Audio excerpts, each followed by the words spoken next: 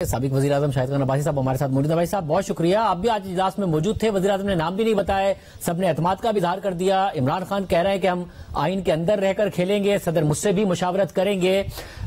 سب کیا ابھی بھی کچھ ہے جو کرنا ہے، کوئی قانون سازی، کوئی رولز میں تبدیلی جس کی وجہ سے کوئی راہ ہموار ہو سکے؟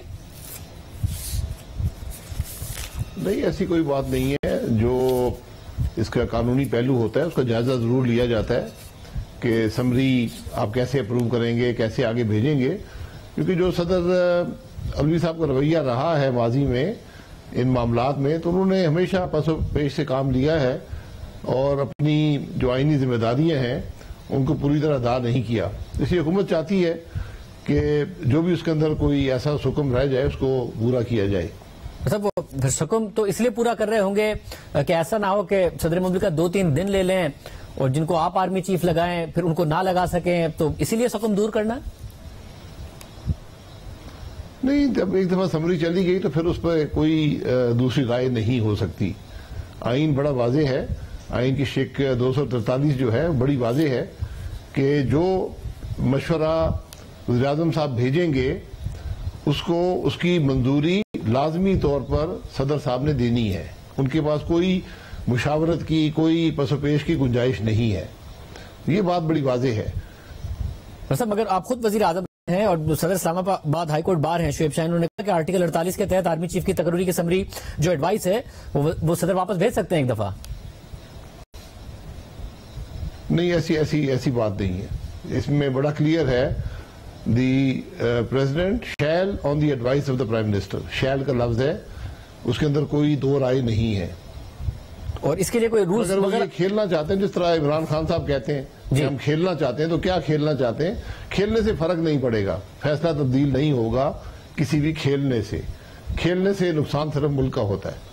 مطلب تو یہ جو فیصلہ ہے یہ وزیر اعظم نے آپ لوگوں کو کسی کو بتایا ہے؟ کیونکہ آج زرداری صاحب جو اعزاز سید احوال بتا رہے تھے آتے ہی کہہ دیا انہوں نے بس آپ پر اعتماد ہے، جو فیصلہ کریں، تمام اتحادیوں نے کہہ دیا، کسی کو نام میں انٹرسٹ نہیں ہے، غرض نہیں ہے نام سے؟ نہیں، نام سے غرض ہوتا بھی نہیں ہے، یہ فیصلہ وزیر اعظم کا ہے۔ تو اتحادی جماعتوں نے شہباز شریف صاحب پر اعتماد کیا ہے وزیر اعظم کے طور پر، تو آج اس اعتماد کو مزید اس کی توثیق کی گئی کہ ہمیں آپ پر اعتماد ہے، جو فیصلہ بھی آپ کریں گے وہ ہم سب کو منظور ہوگا۔ یہ ایک بڑی خوش آئند بات ہے، کیونکہ اس اجلاس میں ضرورت نہیں تھی یہ بات کہنے کی، وزیر اعظم صاحب خود بھی کر سکتے تھے، لیکن چونکہ کولیشن گورنمنٹ ہے تو انہوں نے مناسب سمجھا کہ میں اپنے اتحادیوں کو اعتماد میں لے لوں۔ ساتھ میں یہ بھی بتائیے گا، آج آرمی چیف نے بھی تقریر کی اور تقریر میں ظاہر ہے جو ایک چارج شیٹ عمران خان صاحب کی ہے اس کا تو انہوں نے بہت زیادہ جواب دیا، ان کے بیانیے کو بھی جھوٹا کہا، سازش کے حوالے سے بھی انہوں نے واضح طور پر بات کی، مگر ساتھ یہ بھی کہا کہ 2018 کے جو الیکشن تھے اس کو بھی RTS فیلئر اور ایک سلیکٹڈ حکومت کہا گیا، اور کہا گیا کہ اپنی انا ایک طرف رکھ کر سیاست دان بھی فیصلہ کریں، اپنی فوج کی غلطیاں بھی مانی 70 سال کے حوالے سے اور سیاسی مداخلت کے حوالے سے، اور کہا کہ فروری پچھلے سال میں فیصلہ کیا ہے آئندہ مداخلت نہیں ہوگی۔ آپ کا بھی جو بیانیہ ہے اس کو بھی انہوں نے کہا کہ 2018 کے الیکشن میں خان صاحب سلیکٹڈ نہیں تھے۔ جی ٹھیک ہے، باجوہ صاحب 6 سال آرمی کے چیف رہے ہیں، انہوں نے اپنی جو ٹرم تھی اس کے تمام معاملات کا ذکر کیا ہے، جو کچھ اس میں ہوا انہوں نے اپنا ایک بیانیہ دیا ہے، اور یہ تاریخ کا حصہ بن جائے گا۔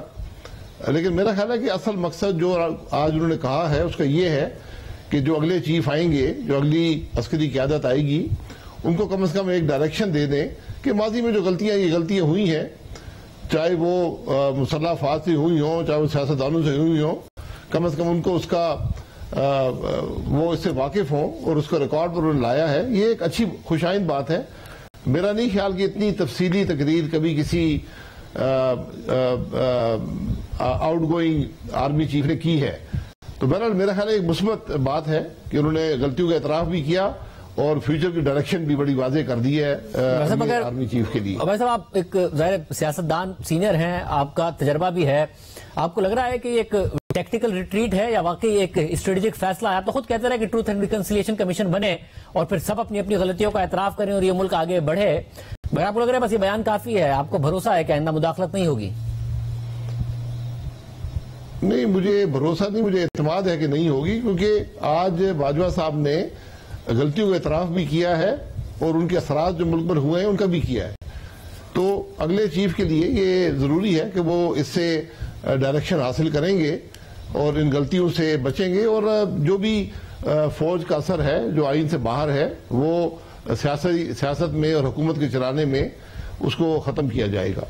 صاحب، اور آپ کو لگتا ہے کہ انٹینٹ کا اظہار سمجھ لیں، انٹینٹ کا آپ کہہ رہے ہیں اظہار سمجھ لیں. ظاہر خان صاحب 26 کو آئیں گے، وہ اپنا چارٹر آف ڈیمانڈ رکھیں گے اور وہ ڈائریکٹ اسٹیبلشمنٹ سے مطالبہ کرتے ہیں. آپ کو لگتا ہے اسٹیبلشمنٹ اس سارے معاملے میں آپ کی حکومت کو مجبور نہیں کرے گی کہ الیکشن کی طرف جائیں؟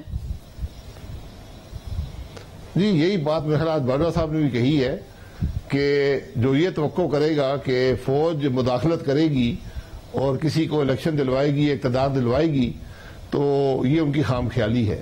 میرا خیال ہے اگر عمران خان صاحب آج جو ان کی جگہ ہے پارلیمان، اس کو چھوڑ کر وہ جا کر کسی اور سے کسی غیر آئینی قدم کی توقع رکھیں گے تو میرا خیال ہے ان کو اس میں کوئی کامیابی نہیں ہوگی. بہت شکریہ. سابق وزیر اعظم شاہد خان عباسی صاحب کی گفتگو آپ نے سنی.